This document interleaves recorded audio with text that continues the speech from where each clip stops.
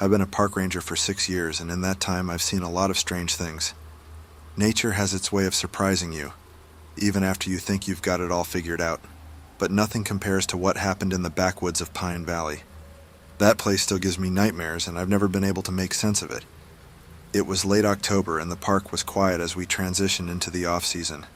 The usual tourists had all but disappeared, leaving behind only the most dedicated hikers and the occasional hunter. I liked it that way. Less foot traffic meant I could focus on the quieter parts of the park, places that didn't get much attention during the summer rush. One afternoon I got a report of an elk carcass spotted near one of the lesser-used trails deep in the woods. Dead animals weren't uncommon, especially this time of year, but the hiker who reported it said the scene seemed off. He couldn't explain why, only that something about the elk looked wrong. I decided to check it out, figuring it was probably just an animal that had been taken down by a predator. The trail to Pine Valley was long, winding, and isolated. No campsites nearby, no visitors in sight. It took me about an hour to hike to the area the hiker had mentioned. The forest was unusually still, the only sound of the crunch of my boots on the dirt. That stillness should have been my first warning, but I brushed it off as typical autumn quiet. When I finally found the elk, I froze. The hiker hadn't exaggerated. Something was very wrong. The elk's body was lying in a small clearing, but its head was completely missing. Not cut off, not torn apart, just gone, like it had vanished. The body itself showed no signs of trauma. No blood, no claw marks, no evidence that it had been attacked. It was as if the head had been surgically removed and carried away, leaving the rest of the elk untouched. I crouched down next to the body, examining the scene more closely. The fur was still intact, there was no sign of struggle, and the ground around the elk was undisturbed. If this had been the work of a predator, there would have been blood, tracks, something to suggest an attack. But there was nothing. I radioed back to the station, letting them know I'd found the elk, but omitting the strange details for the moment. I didn't want to sound paranoid. I told them I'd tag the area and report back when I returned. But something about the scene gnawed at me. I couldn't just leave it at that. As I stood, I caught a glimpse of movement out of the corner of my eye. Something had just darted between the trees, fast and low to the ground. My heart skipped a beat. I whipped around, scanning the forest, but everything was still again. No sign of whatever had moved. I stayed alert, listening for any sound, but the woods were dead silent. Even the birds had stopped chirping. A cold sweat started to creep down my back. I've dealt with predators before, but this was different. This felt wrong. Deciding I'd seen enough, I made my way back to the trail. But as I started walking, I noticed something strange. About 20 yards ahead, there was another clearing that hadn't been there before. I would have noticed it on my way in, but now it seemed to have appeared out of nowhere. I hesitated, unsure whether to keep going or check it out. Against my better judgment, I moved toward the clearing. What I found made my blood run cold, and in the center of the clearing were more animal carcasses. A fox, a deer, and several birds. None of them had heads. Like the elk, their bodies were untouched, pristine even, but their heads were missing.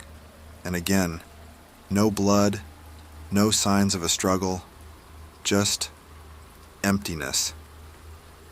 That's when I realized I wasn't alone.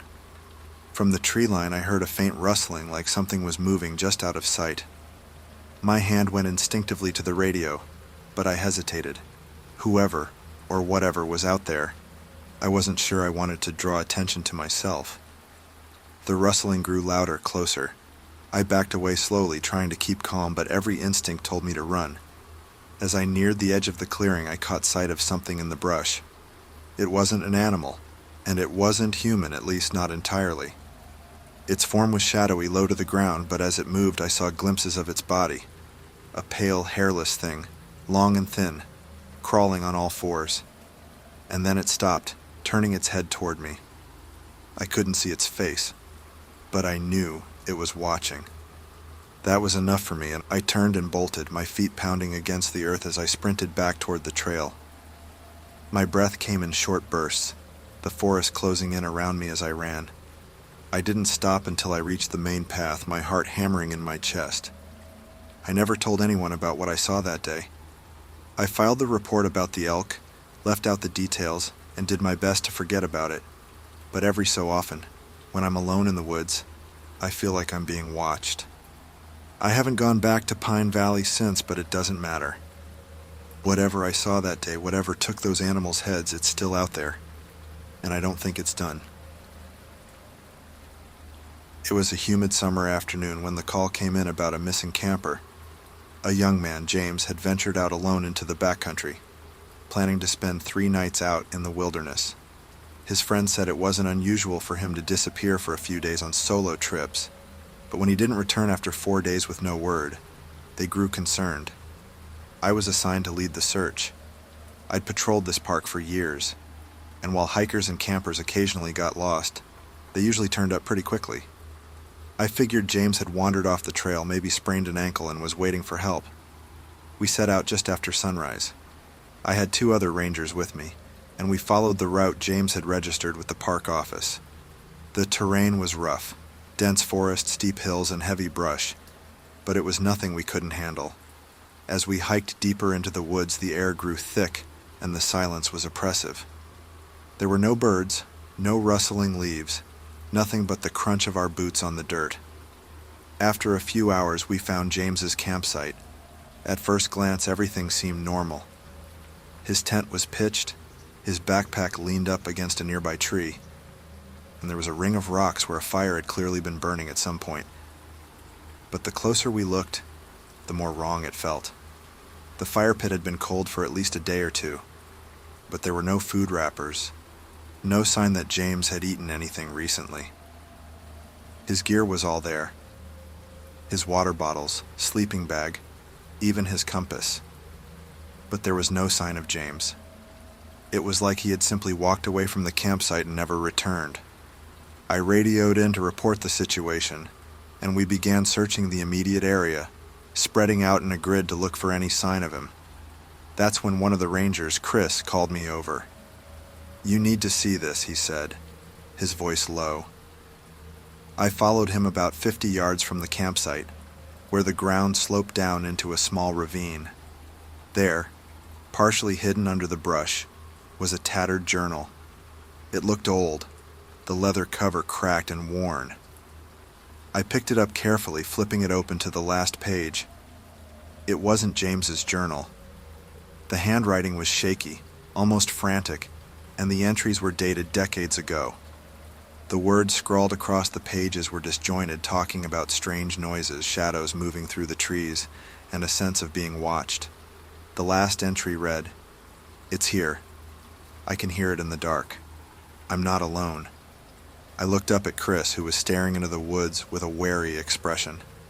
"We need to keep looking," I said, tucking the journal into my pack. We didn't have time to dwell on old ghost stories. As we continued searching, the forest seemed to close in around us. The trees grew denser, the light dimmer, even though it was still mid-afternoon. It felt like we were walking in circles, the terrain starting to look the same no matter which direction we went. After another hour, we found something else on another campsite, this one much older, with a collapsed tent and rusted cookware scattered around. It hadn't been used in years, maybe decades. There was no sign of James here either. "What the hell is this?" Chris muttered, glancing around nervously. Before I could respond, we heard it, a faint sound like someone whistling coming from deeper in the woods. It was soft, almost playful, like a tune someone might whistle absent-mindedly. "James?" I called out, but there was no answer. The whistling continued, distant and echoing, as if it were bouncing around the trees. Without thinking, I followed the sound. The other rangers hesitated, but I motioned for them to keep up. We pushed forward, the whistling growing louder, almost drawing us in. After what felt like an eternity, we reached a clearing. At the far end of the clearing was a figure. It was James, or at least it looked like him. He was standing completely still, his back to us, facing the tree line. His clothes were torn, and he wasn't wearing his backpack. But there was something off about him. He didn't respond to our calls, didn't even acknowledge we were there. I approached cautiously, my hand resting on the radio. "James, are you okay?" He didn't move. I was within a few feet of him when I saw it. His face. Or rather, what was left of it. His skin was pale, his eyes wide and unfocused, his mouth hanging open slightly. But it was the look in his eyes that froze me in place. It wasn't fear or shock, it was emptiness, like the life had been drained out of him. "Get back!" Chris shouted, pulling me away. The whistling stopped. James collapsed to the ground, his body limp. There was no blood, no sign of injury, just the hollow shell of a man who had been alive only days ago. We checked for a pulse, but there was none. We radioed the station immediately, reporting the death and requesting assistance. The investigation that followed was routine. They ruled it as exposure, claiming James had gotten lost, disoriented, and eventually succumbed to the elements. But I knew that wasn't the full story. Something had been out there with us, leading us to him, playing with us. I don't know what it was, but the journal we found still haunts me. I turned it in with the rest of the evidence, but I never heard anything more about it. The official report said nothing about the whistling, nothing about the strange emptiness in James's eyes. But those of us who were there that day know what we saw, and we've never spoken of it since. My job as a park ranger often meant long hours alone, patrolling some of the most remote areas of the park. I didn't mind. In fact, I liked the isolation. It gave me time to clear my head, away from the noise of the world. The valley I was assigned to patrol wasn't particularly well known to tourists, but the few who did hike there loved the tranquility. The trees were dense, the streams ran clear, and the valley had an eerie beauty to it. There was an old legend about the valley, something passed down from the local indigenous tribes about shadow people who lived deep in the forest. I never paid much attention to it. In all my years working as a ranger, I had never seen anything that made me believe in ghosts or spirits. But one evening, that changed. It was late summer, just before dusk, when I got a report from a couple of hikers about something strange. They'd been walking a lesser-known trail when they said they saw a figure, dark and indistinct, moving through the trees. They described it as a shadow more than a person, and said it followed them for nearly a mile before vanishing into the woods. Normally, I would have dismissed it as nerves. The light gets weird in the valley as the sun goes down, casting long shadows that could easily play tricks on your eyes. But something about the way they described it stuck with me. They weren't panicked, but there was a quiet fear in their voices, as if they couldn't quite process what they had seen. I decided to check it out before heading back to the station for the night. The trail they mentioned was one I knew well, so I grabbed my flashlight and started down the path. It was a narrow trail that wound through the heart of the valley, thick with overhanging branches and undergrowth. The sun dipped lower as I walked, and the trees around me began to blur into dark silhouettes. I wasn't in a rush, but there was something about the growing darkness that made me uneasy. I tried to keep my focus on the trail, but every now and then, I thought I caught movement in my peripheral vision, just a flicker, like someone darting between the trees. I picked up the pace, telling myself it was just wildlife. But the further I walked, the more I felt like I was being watched. The air felt heavy, the kind of pressure you feel before a storm. Except the sky was clear. That's when I saw it. Just ahead of me, off to the left of the trail, stood a figure. It was tall and motionless, and at first, I thought it was just a trick of the light, a shadow cast by the trees. But then it moved. It didn't walk or run, it simply shifted, like it had always been part of the landscape and was now deciding to step out of it. I froze, my hand instinctively going to my flashlight. I turned it on, pointing the beam toward the figure, but the light didn't penetrate the darkness surrounding it. The figure remained indistinct, a void in the middle of the forest. "Hello?" I called out, my voice steadier than I felt. "Is someone there?" No answer. The figure didn't move again, but I could feel its presence, like it was waiting for something. I started to take a step forward, then stopped. Every instinct I had was screaming at me to stay put, and that's when it vanished. Then out of nowhere, I heard a rustling sound, low and subtle, like someone walking slowly through the underbrush. The noise came from all around me, closing in. I shone my flashlight in every direction, but there was nothing. The rustling stopped, and the valley fell silent once more. I could feel my pulse in my throat, every muscle in my body tensed, ready for something, anything, to leap out of the dark. But nothing did. I backed away slowly, keeping my flashlight pointed at the trees. My heart was racing, but I kept my movements controlled, not wanting to show whatever was out there that I was afraid. By the time I made it back to the trailhead, the valley had darkened completely, and the feeling of being watched had lessened, but hadn't disappeared entirely. I radioed in to let the station know I was heading back. I kept replaying the moment in my mind, trying to convince myself it was just shadows or a trick of the light. But deep down, I knew it wasn't. The next day I returned to the same trail, in broad daylight this time. I walked the entire length of the trail, scanning the forest for any sign of what I had seen. But there was nothing. No footprints, no signs of disturbance, nothing out of place. I've always loved working as a park ranger.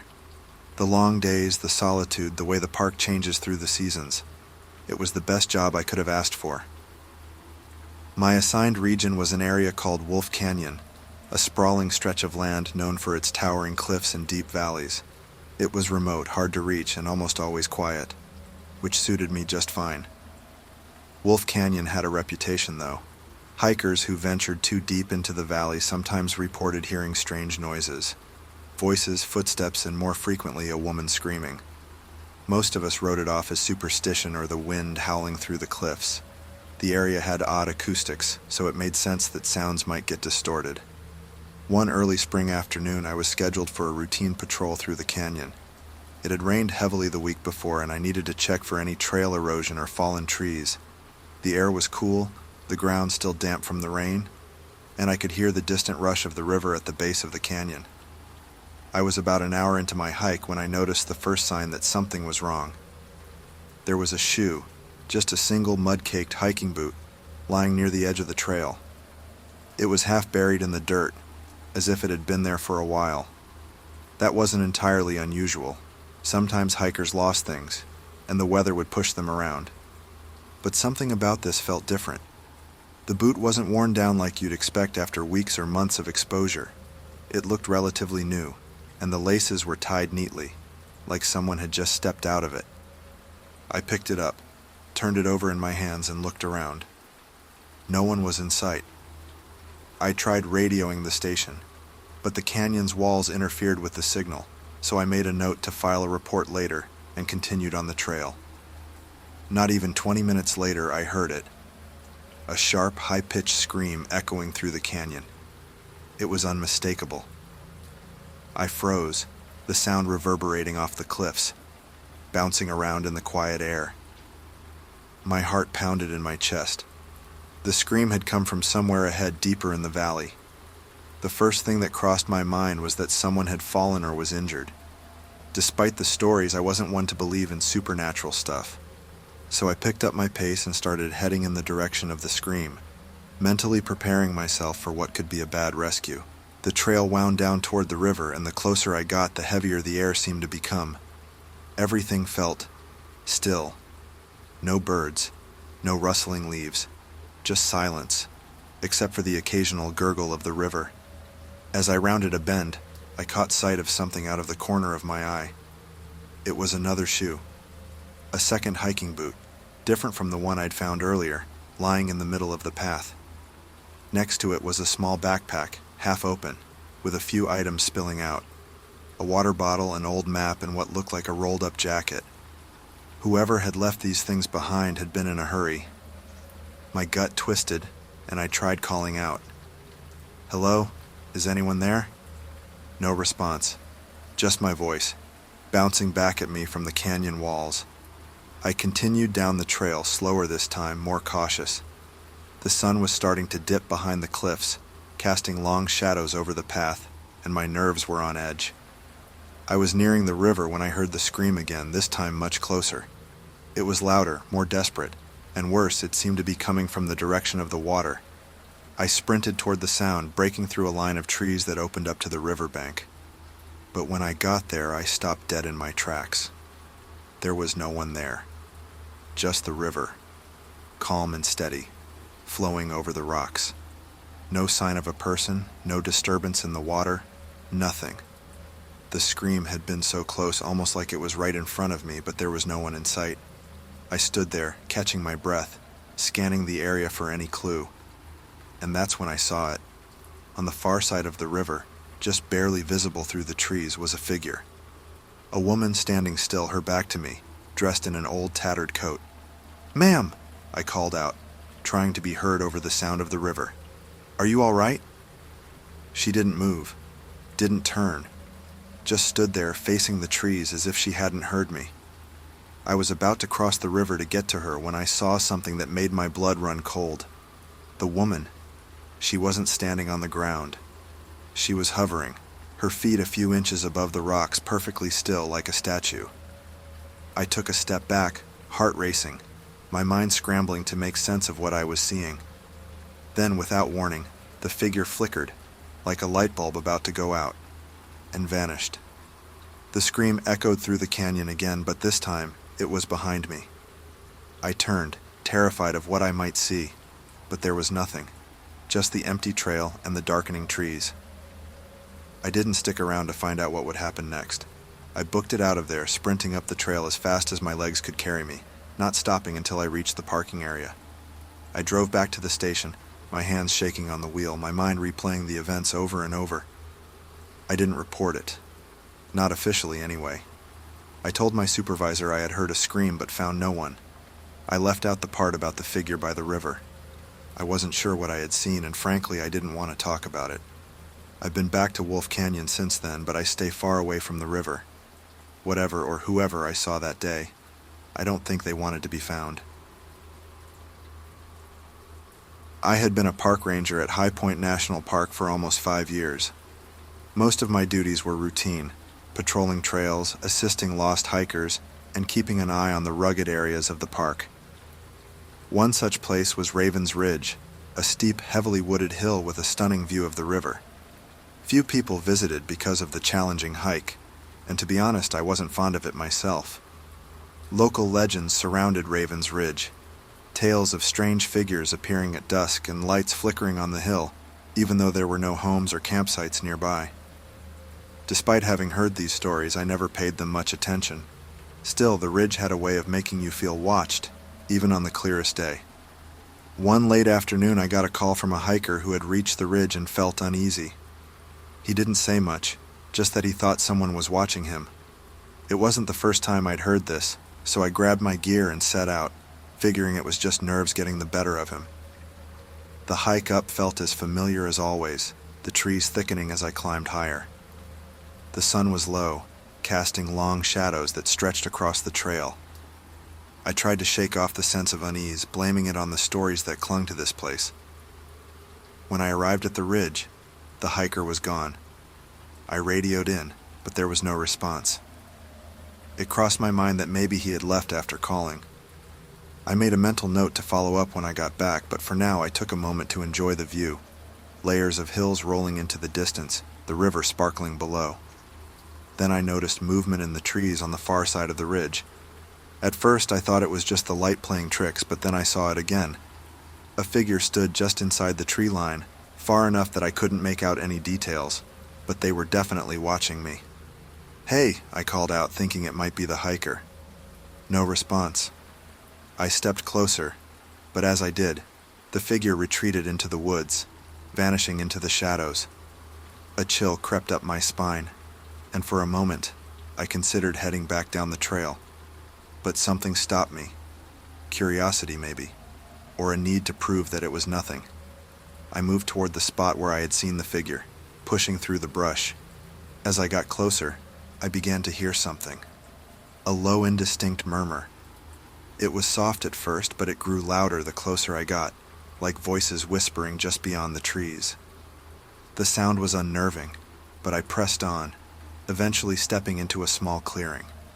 It was about 10 feet across with thick trees all around. In the center was a circle of smooth stones, arranged in a perfect ring. They looked ancient, worn by time, and untouched by any human activity. Outside the circle, hidden in the tall grass, I found something else. A small wooden carving. It was a crude figure, only about 6 inches tall, shaped like a human, but with elongated arms and no face. Carved deeply into its chest was a spiral, a symbol I didn't recognize. I felt a sudden wave of dread as I stood there.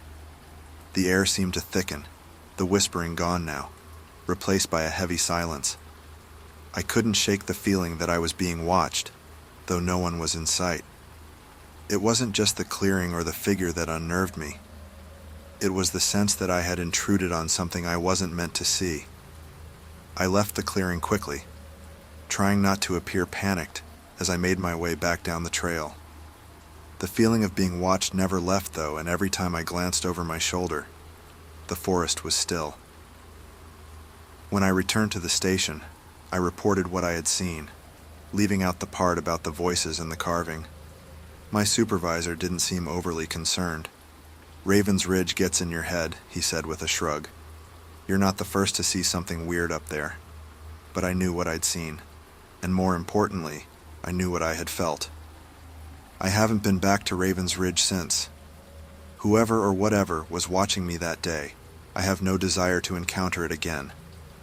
Yet part of me can't help but wonder just how long it had been there, hidden in the trees, waiting for someone to notice.